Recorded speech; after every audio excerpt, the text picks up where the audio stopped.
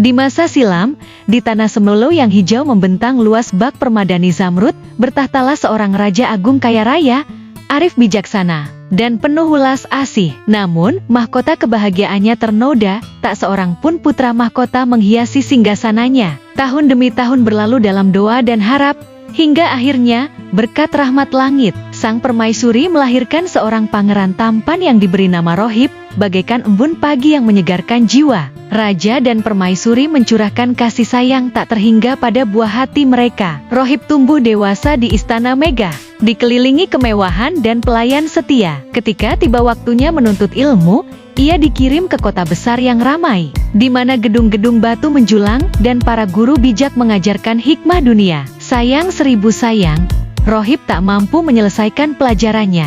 Ia pulang dengan tangan hampa, hati penuh kegelisahan. Murka sang raja pun membara seperti api gunung. "Pergilah kau dari istana ini," bentaknya. Suaranya menggema bagai petir. Rohib diusir dengan hati hancur. Hanya diberi sekantong uang perak sebagai modal berdagang harapan terakhir untuk membuktikan diri. Di tengah perjalanan sunyi, Rohib menyusuri jalan tanah berdebu. Matanya menyaksikan pemandangan memilukan. Para pemburu keji menganiaya binatang-binatang hutan, tanpa belas kasih menyiksa kelinci, memukul burung, dan mencambuk rusa. Hati Rohib tersayat. Dengan welas asih yang membara, ia tawarkan uang peraknya demi menghentikan kekejaman itu. Satu persatu, ia tebus nyawa binatang malang. Tak lama, kantong modalnya nyaris kosong. Ia pun berhenti di bawah pohon beringin tua di tengah hutan gelap, menangis pilu meratapi nasibnya yang pahit. Tiba-tiba, tanah bergoyang pelan. Dari balik semak belukar, muncul seekor ular raksasa bersisik perak berkilau. Mata Zamrudnya memancarkan cahaya misterius. Rohib gemetar ketakutan, lututnya lemas. Namun, ular itu berbicara dengan suara lembut bagai angin malam.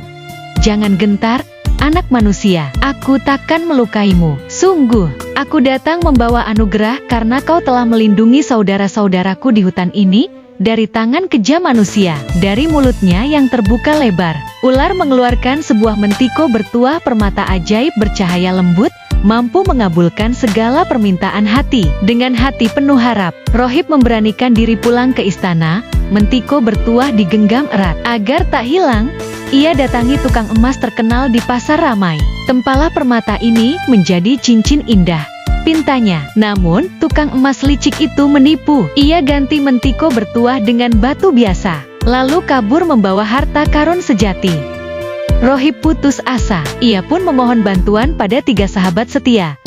Anjing pemburu berbulu hitam legam, kucing lincah bermata hijau, dan tikus cerdik berhidung tajam. Anjing mengendus jejak tukang emas, hingga ke gua tersembunyi di tebing karang. Tikus kecil menyelinap masuk, mencuri kembali cincin mentiko bertuah yang asli. Namun, sebelum menyerahkan kembali pada Rohib, tikus licik berbohong pada anjing dan kucing.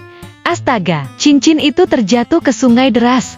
Anjing dan kucing pun percaya, berlari sia-sia mencari di air deras. Rohib hanya tahu tikus yang berhasil mengembalikan mentiko bertuah. Ia puji tikus setinggi langit sebagai pahlawan sejati. Anjing dan kucing murka, mereka merasa dikhianati. Sejak saat itu, permusuhan abadi terukir.